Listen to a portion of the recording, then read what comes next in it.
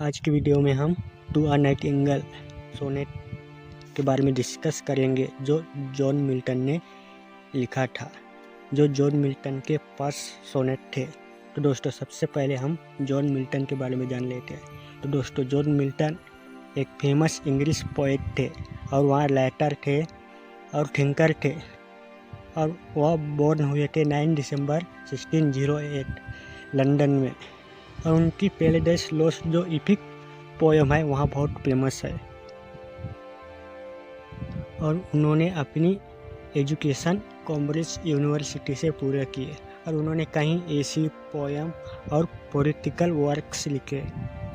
वहाँ फ्रीडम के बारे में लिखते थे, रिलीजियंस के बारे में लिखते थे और ह्यूमन वैल्यूज़ के बारे में लिखते थे। और बाद में वहाँ ब्लाइंड हो गए, लेकिन उन्होंने लिखना नहीं छोड़ा।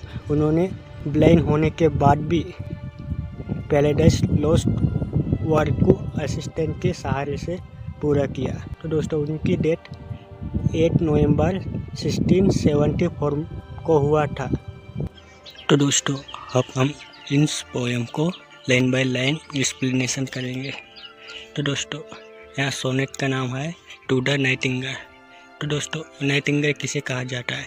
तो दोस्तों नाइटिंगेल बुलबुल बर्ड्स को कहा जाता है।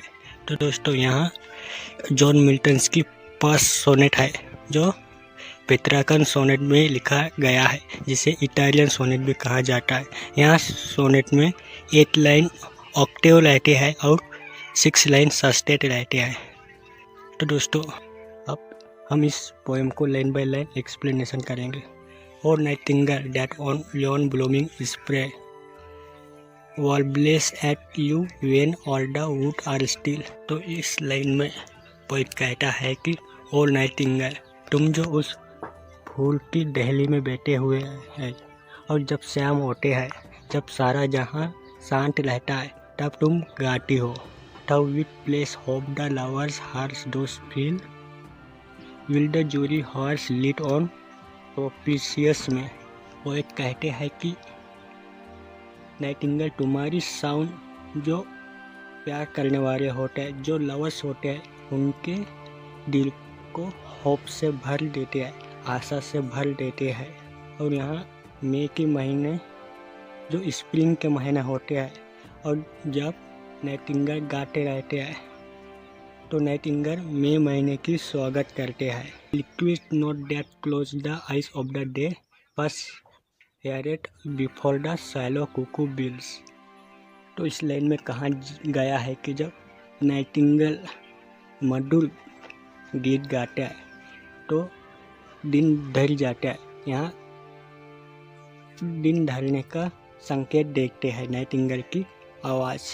तो पोएट पहले नाइटिंगेल की आवाज़ सुनना चाहते हैं, कुकू बर्ड से पहले, यानी कोयल से पहले नाइटिंगेल की आवाज़ सुनना चाहते हैं।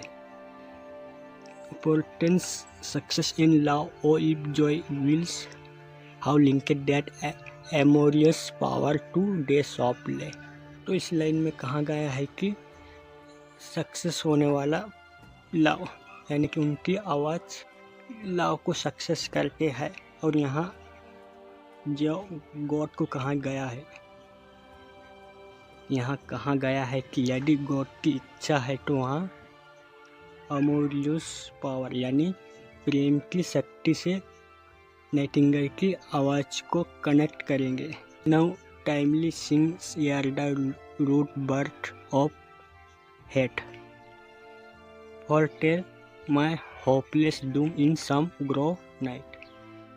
इस लाइन में कहा गया है कि तुम टाइम में गा लिया करो, तुम अशुभ बर्थ से पहले गा लिया करो। तो दोस्तों यहाँ अशुभ बर्थ कोयल को कहा गया है। अगर यदि अशुभ बर्थ पहले गा लिया तो वहाँ अनसक्सेस हो जाएगा।